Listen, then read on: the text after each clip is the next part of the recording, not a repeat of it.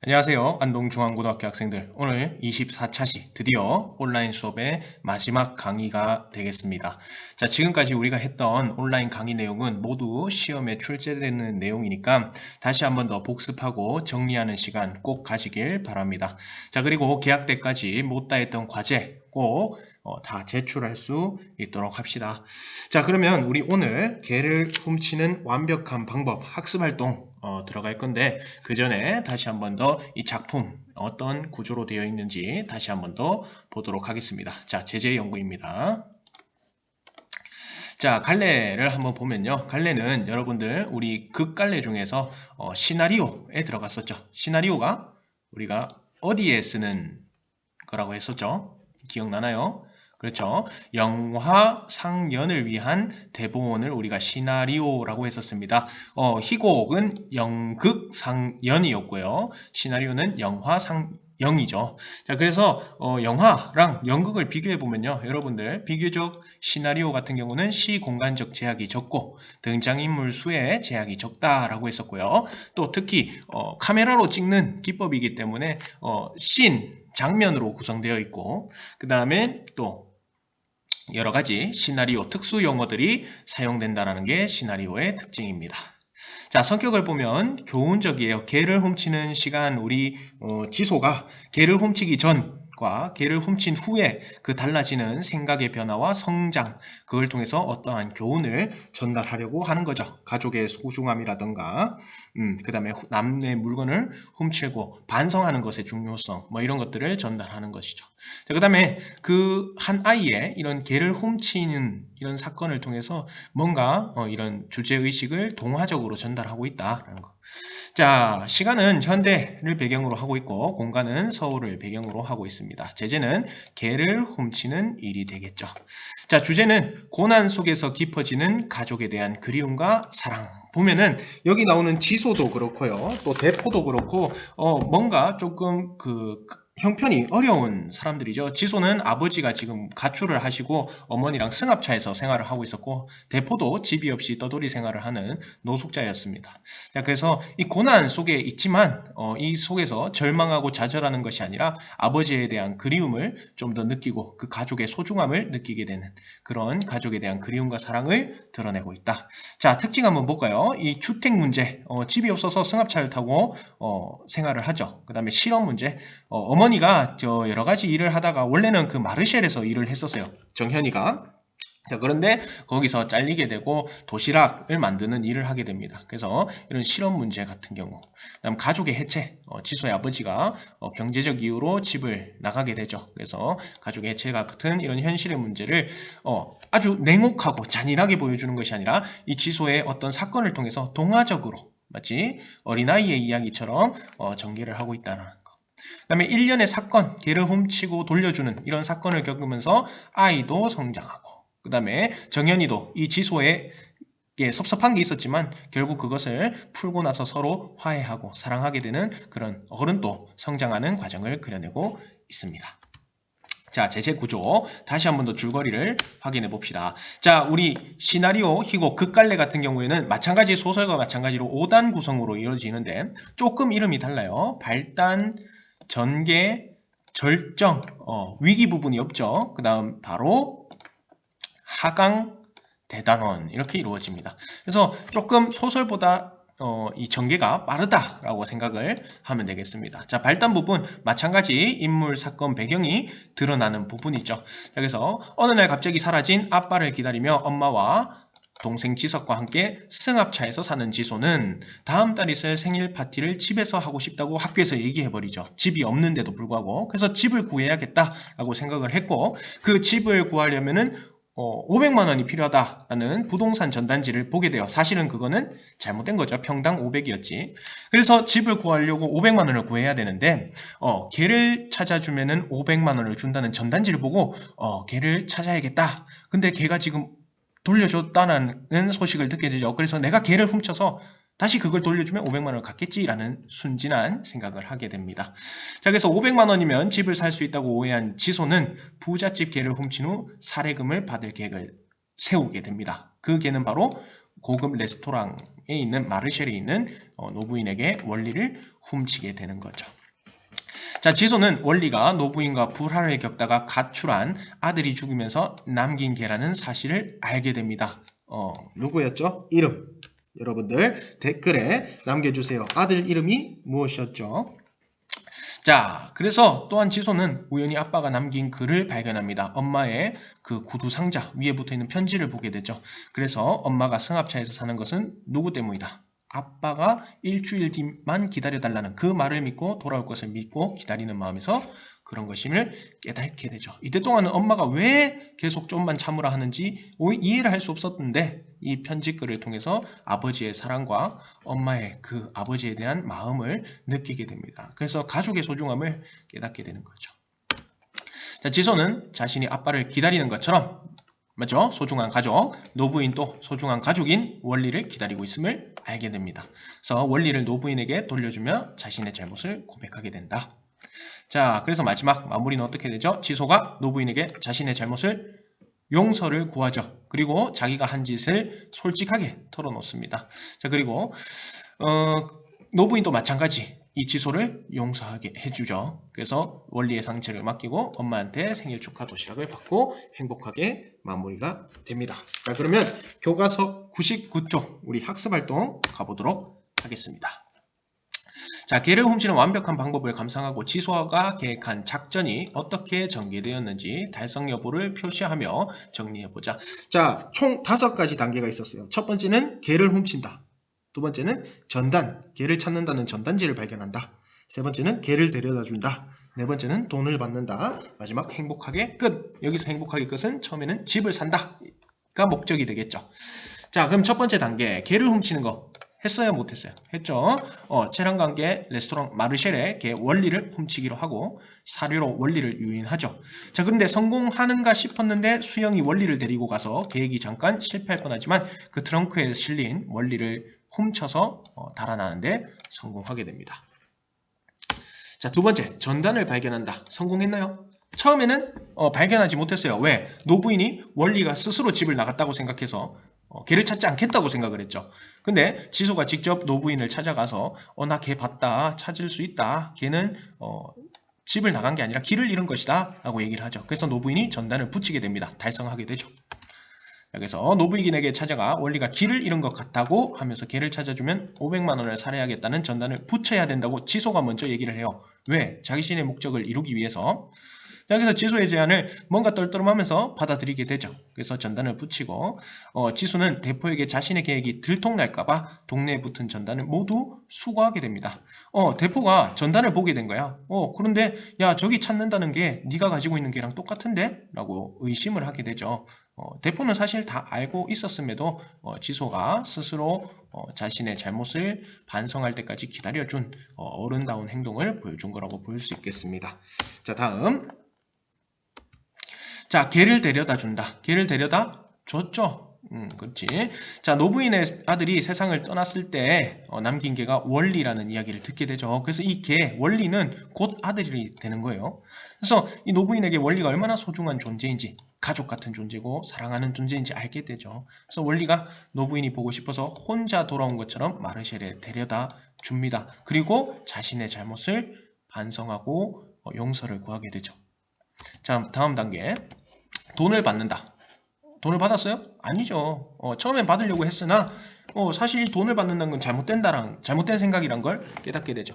그래서 행복해지기 위해서는 돈이 필요하다는 자신의 생각이 잘못되었음을 깨닫고 이 계획을 지우게 됩니다. 그래서 원리를 데려다 주면서 노부인에게 자신의 잘못을 고백하고 용서를 구하게 되죠.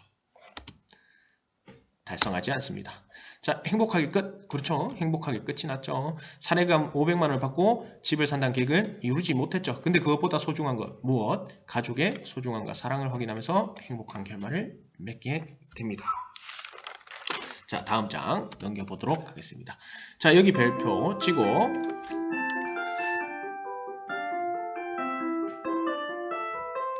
자, 지소의 생각이 다음과 같이 바뀌면서 지소에게 집의 의미가 어떻게 달라졌는지 적어보자. 자, 지소에게 집이란 어떤 것이었어요? 개를 훔쳐서 집을 구하려고 할 때는 돈으로 얻을 수 있는 행복의 공간이었죠. 돈으로 얻을 수 있는 뭔가 풍족하고 친구들을 부를 수 있고 뭔가 내 자랑을 할 수 있는 그런 공간이었는데 걔를 돌려주기로 결심한 뒤에는 이 집이란 것이 물질적인 공간이 아니라 어떤 가족이 함께하는 사랑하는 그런 소중한 공간이란 걸 깨닫게 되죠. 그래서 사랑하는 사람을 기다리는 곳이자 가족이 함께 모여 살 수 있는 공간이라는 의미로 바뀌게 되었습니다. 여기서 뭐가 나타난다? 적어주세요. 지소의 정신적 성숙이 나타난다. 알겠지? 생각이 바뀌기 전과 생각이 바뀐 후 정신적 성숙이 일어납니다. 자, 밑에 볼까요? 시나리오를 바탕으로 영화의 형상화 방법을 알아보자. 자, 여기 별표 2개 치고요. 자, 씬 넘버 78에 드러나는 시나리오의 특성을 찾아 정리해보자. 자, 그러면 씬 넘버 78로 가보도록 하겠습니다. 78이죠. 자, 보면요. 자, 학교 앞 거리 아침. 자, 뭐가 드러나고 있어요? 지금? 그치? 배경이 드러나고 있지. 배경. 공간적 배경과 시간적 배경이 드러나고 있고, 자, 채랑이 들고 온 전단을 뺏어드는 지소, 원리를 찾습니다 라고 적힌 전단 CU가 무슨 뜻이었죠? Close up이었죠. Close up, 어떤 대상을 확대해서 보여주는 것, 구체적으로. 자, 이런 특수한 시나리오 용어가 쓰이고 있습니다. 자, 그리고 이렇게 작은 글씨로 되어 있는 부분을 뭐라고 했냐면 이 행동이 나타나요. 들고 온 전단을 뺏어든다, 그리고 전단이 어떤 내용이 되어 있는지 이런 설명을 해주는 부분, 이 부분을 우리가 지시문이라고 합니다. 지시문. 자, 그 다음 지소와 채랑에 뭐가 나타나죠? 대사가 나타납니다. 자, 심각한 표정으로. 이 갈로 안에 있는 것도 마찬가지 지시문으로 되어 있고요. 이거 다 수거해야 돼. 왜? 아저씨가 이걸 봤어. 잘못하면 들키겠어. 자, 요거 모두 다 대사가 되겠죠. 그러면 대사와 지시문으로 이루어져 있다는 것도 알 수 있습니다. 자, 그러면 세 가지. 첫 번째, 장면 번호 씬 넘버로 이루어져 있고, 앞에 시공간적 배경이 드러나 있고, 특수한 시나리오 용어가 쓰이고, 지시문과 대사로 이루어져 있구나. 자, 다시 돌아가 보도록 하겠습니다. 자, 다시 돌아와 보면, 자, 씬이라는 S샵이라는 장면 번호를 구성 단위로 하며 시간과 공간을 표시한다. 밑에, 그렇죠? 학교 앞에. 자, 그 다음 이때 씬 넘버 78과 같이 숫자로 장면 번호를 표시한다. 자, 여기다가 하나 적어주세요. 장면 번호는 무조건 시간 순서대로 흐르는 것은 아니다. 됐죠? 자, 그 다음 지시문과 대사를 통해 등장인물의 행동이나 대사를 제시한다. 자, 행동은 지시문을 통해서. 맞지? 갈로 속에 있거나 작은 글씨로 표시된다 했죠. 그럼 대사는 인물의 이름 옆에, 맞죠? 대사가 나타나서 말이 드러납니다. 자, CU, close up이죠. 대상을 확대해서 보여주는 것과 같이 촬영에 필요한 특수 용어를 사용한다. 요거 말고도 몽타주도 있었고요. 뭐 이 같은 경우에는 효과음도 있었고, 또 뭐가 있었나요? 여러분들 첫 시간에 많이 했었죠. 뭐 예를 들어서 우리 뭐 fade in, fade out 뭐 이런 것도 있고, 오버랩, 인서트는 삽입되는 것이었죠. 이런 것들이 나타났다. 자, 다음 넘겨보도록 하겠습니다. 자, 자신이 다음 장면을 영화로 찍는다면 어떤 배경음악을 넣고 싶은지 정해보고 효과음이 필요한 부분을 적절한 효과음을 넣어보자 라고 되어 있는데, 이 부분은 책을 한번 봐야겠죠. 책에 제시된 부분이 씬 넘버 100이죠. 아파트 단지 밖에 마무리되는 부분입니다. 자, 일을 마친 정현이 문을 열고 차 안으로 들어온다. 지소 공책을 듣고 정현을 본다. 커다란 도시락을 꺼내서 지소와 지석에게 나눠주죠. 생일 선물. 그래서 이게 뭐야? 열어봐 하니까 사랑하는 지소 생일 축하해 엄마라고 쓰여 있습니다. 엄마, 지소 생일 절대 잊지 않는다. 생일 축하한다 지소야 하면서 가족의 사랑으로 마무리가 되는 장면이죠. 자, 이때 어떤 배경음악이 들어가면 좋을까요? 배경음악의 역할은, 자, 여기 보면 적어주세요. 영화나 연극 등에서 분위기를 조성하는 역할을 해요. 분위기. 뭔가 위급한 상황이면 위급한 배경음악, 그 다음에 따뜻한 상황이면 따뜻한 분위기를 조성하기 위해서 뭔가 잔잔하고 아름다운 음악을 넣겠죠. 그래서 대사나 동작의 배경으로 연주하는 음악입니다. 음악, 배경음악 말 그대로. 자, 근데 효과음은 소리예요, 여러분들. 소리. 그래서 장면의 실감, 생생함을 더하기 위해서 넣는 소리예요. 자, 그럼 여기서 들어갈 수 있는 배경음악과 효과음은 뭐가 있을까? 첫 번째, 자, 정현이 문을 열고 차 안으로 들어오네. 아무 소리가 안 나면 안 되겠지? 차 문을 열고 닫는 소리가 나야겠죠. 그럼 그건 배경음악이 아니고 효과음이 되겠죠. 효과음이 필요한 부분 여기가 되겠습니다. 차 문을 열고 들어오는 부분. 자, 책을 덮고 정연을 본다. 뭐 공책을 덮을 때도 공책 덮는 소리 날 수도 있겠죠. 자, 그 다음 커다란 도시락을 꺼내서 지수와 지석에게 나눠주죠. 자, 도시락을 열어본다. 그럼 이것도 마찬가지. 도시락을 여는 소리, 효과음이 필요한 부분이겠네요. 자, 그 다음 여는 순간 깜짝 놀라는 지소. 도시락이 막 있고 사랑하는 지소. 생일 축하해 엄마 하고 너는 절대 잊지 않아. 생일 축하해 지소야. 이런 따뜻한 분위기가 나타나니까 너 배경음악은 어떤 음악? 뭔가 잔잔하고 차분하고 아름다운 음악을 집어넣어야겠죠. 그렇죠? 다시 돌아가 보도록 하겠습니다. 자, 그럼 배경음악은 어떤 걸 집어넣을 수 있을까요? 뭐 이루마의 피아노 연주곡, 뭐 키스 더 레인, 여러분들 들어봤는지 모르겠지만 아름다운 음악이죠. 여기서 이런 장면, 감동을 주는 음악이 어울릴 것 같다. 됐죠? 자, 효과음은 여기 하나밖에 없는데 아까 말했듯이 차 문을 열었다가 들어가는 소리라든가 도시락 뚜껑 여는 소리, 이런 소리가 들어가면 되겠습니다. 자, 계속 보겠습니다. 씬 넘버 62에 사용된 것과 같은 몽타주 편집 기법으로 얻을 수 있는 효과가 무엇일지 이야기해보자. 자, 다시 한 번 더 나왔네요. 몽타주 편집 기법 적어줍시다. 뭐냐? 여러 장면을 따로 촬영한 뒤 하나의 장면으로 이어 붙이는 것입니다. 자, 어떨 때 사용하냐? 시간의 경과가 긴 그 과정을 압축적으로 보여줄 때 우리가 몽타주 기법을 쓴다고 했죠. 예를 들어서 뭐 훈련하는 장면, 뭐 3년짜리 훈련을 한다면 그 훈련하는 장면을 따로 찍어서 하나로 이어 붙이면 그 3년이라는 시간을 압축적으로 보여줄 수가 있겠죠. 자, 그러면 언제 사용됐냐면 62번에 사용됐답니다. 한번 보도록 하겠습니다. 자, 씬 넘버 62입니다. 여러분들 개를 훔치는 과정이 나타나는 부분이죠. 자, 그래서 레스토랑 마르쉐의 정원에서 이렇게 들어가는 부부를 쫓아가고 그다음 홀에서 장난감 강아지를 홀 가운데로 던져서 사람들의 이목을 집중시키고 그 다음에 원리를 보는 장면, 그리고 그 사료를 던지는 장면, 그리고 사료를 그렇게 던지면서 원리를 유인하는 그 과정, 그리고 갑자기 목줄을 탁 밟는 수영의 장면, 이런 장면을 따로 촬영해서 이 개를 훔치는 과정을 압축적으로 보여주고 있는 것이죠. 다시 돌아가 보도록 하겠습니다. 자, 그러면 보도록 하겠습니다. 자, 몽타주 기법은 따로따로 촬영한 장면을 적절하게 떼어서 하나의 긴밀하고도 새로운 장면이나 내용을 만드는 편집 기법입니다. 아까 말했죠. 그래서 이 몽타주 편집 기법을 사용하면 짧은 시간에 많은 이야기를 압축적으로 담아낼 수 있다는 거죠. 그래서 사건을 속도감 있게 진행시킬 수 있고 관객의 상상력을 자극하여 관객이 보다 효과적으로 작품을 이해할 수 있게 한다. 자, 요거 다 적을 필요 없고요. 얻을 수 있는 효과는 긴 과정을 압축적으로 전달할 수 있다라는 거. 그 다음에 관객의 상상력을 자극한다는 건 그 중간중간 생략된 그 과정을 관객이 상상하게 되겠죠. 그래서 효과적으로 작품을 이해할 수 있게 합니다. 자, 다음 쪽으로 넘어가 보도록 하겠습니다. 자, 씬 넘버 84에서 다음과 같은 인서트가 없었다면 내용 전달에 어떤 차이가 있었을지 파악해보고 이 장면을 삽입한 의도가 무엇일지 말해보자. 인서트는요, 어떤 한 장면 속에 다른 장면을 삽입하는 것을 인서트라고 했어요. 보통 과거를 회상하거나 옛날에 있었던 일을 기억해낼 때 그때 우리가 인서트라는 촬영 기법을 많이 쓰는데요.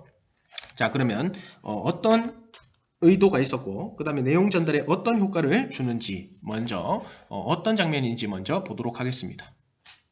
4번은요, 여러분들 그 노부인이 그 자신의 가지고 있는 그 그림, 자신의 아들이죠. 그 그림에 대해서 설명하고 있는 부분이에요. 자, 근데 그 그림에 화가 이름을 보니까 윤서호라는 이름이 적혀져 있죠. 자, 그러면서 여기에 인서트가 나옵니다. 어떤 때 인서트냐면 씬 넘버 66 제일 처음 원리를 훔쳤을 때 그 방울 목걸이에서 봤던 이름 장면이 삽입되게 되는 거죠.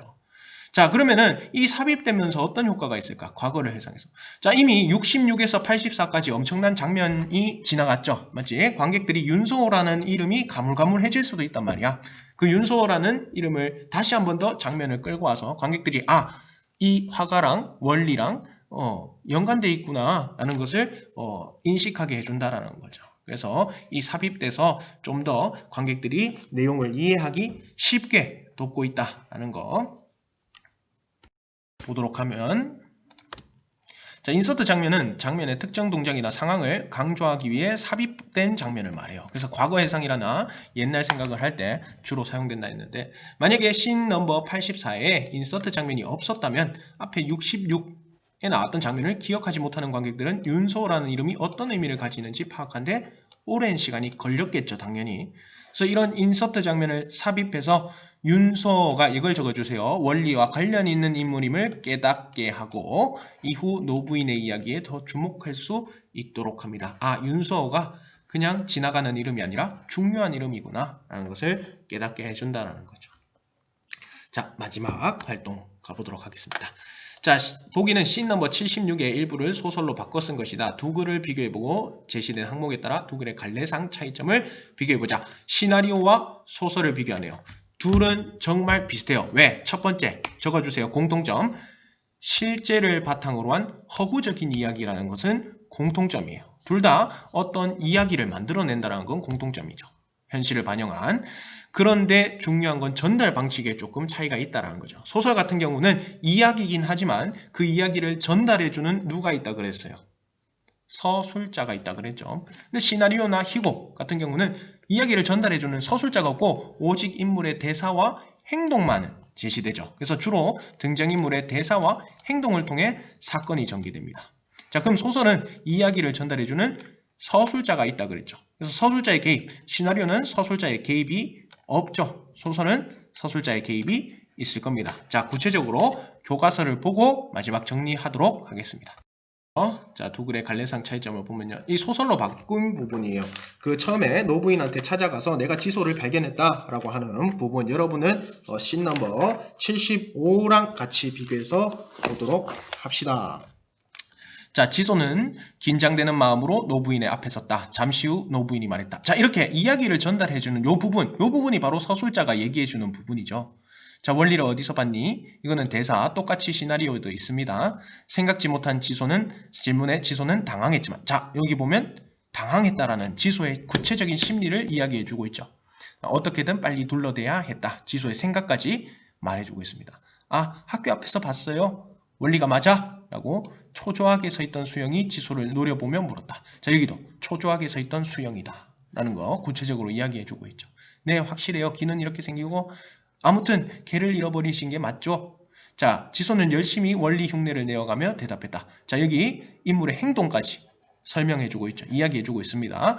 자신의 얘기에 무척 반가할 것이라는 지소의 기대와는 달리 노부인은 차갑게 말했다. 자, 여기 마찬가지 지소의 심리까지 얘기해주고 있네요. 맞죠? 누가 다 얘기해준다고? 서술자가. 자, 그런데 우리 시점 배웠었잖아. 이 지금 바뀐 소설의 시점은 무엇일까요? 일단 나가 있어요, 없어요? 나가 없죠? 그다음 지소, 수영 이렇게 인물의 이름으로 얘기해주고 인물의 심리까지 다 말해주고 있습니다. 이거는 우리 일단 나가 없으니까 3인칭 그리고 인물의 내면 심리까지 얘기해주니까 3인칭 중에서도 전지적 작가 시점이 되겠죠. 자, 이해됩니까? 자, 그래서 서술자가 이 작품 밖에서 인물의 모든 내면 심리와 행동 그리고 대사까지 이렇게 전달해주고 있다라는 거. 자, 이와 반면에 우리 75 장면에는 어떤 장면이 나오는지 보도록 합시다. 원리를 어디서 봤니? 대사만 나오죠. 그 다음에 사이를 두고 행동만 제시됩니다. 지소를 노려보며 원리가 맞아? 초조해 한다는 심리는 안 나오죠. 네, 확실해요. 귀는 이렇게 생기고 아무튼 걔를 잃어버린 게 맞죠? 잃어버린 게 아니다. 원리는 집을 나갔다. 급한 마음으로. 자, 그래서 이렇게 인물의 행동과 대사만 제시되기 때문에 이 장면을 통해서 관객들이 심리를 추측해야 된다는 거죠. 자, 계속 돌아가 보도록 하겠습니다. 이해가 됐죠? 그러면 시나리오는 주로 인물의 대사와 행동을 통해 사건이 전개되고 소설 같은 경우는 어떻다? 인물의 대사나 행동뿐만 아니라 서술자의 서술, 맞죠? 심리를 서술해주는 부분, 그다음 묘사에 의해서도 사건이 전개된다. 별표 치고 꼭 적어주세요. 대사 행동도 제시되지만 서술자의 이런 서술, 인물의 내면 심리를 말해주는 서술과 그다음에 묘사에 의해서도 사건이 전개된다. 자, 서술자의 개입을 보면요. 시나리오는 서술자 자체가 없어요. 그래서 개입이 없이 등장인물이 직접 이야기를 이끌어갑니다. 오직 대사와 행동으로. 근데 소설은 작품 속의 등장인물이나 작가의 부분밖에 전지적 서술자가 개입하여 이야기를 이끌어가고 있습니다. 특히 이 소설로 바꾼 거는 전지적 작가 시점이었죠. 그래서 이 인물의 이 심리나 행동, 대사까지 모두 서술자가 개입해서 전달해주고 있다.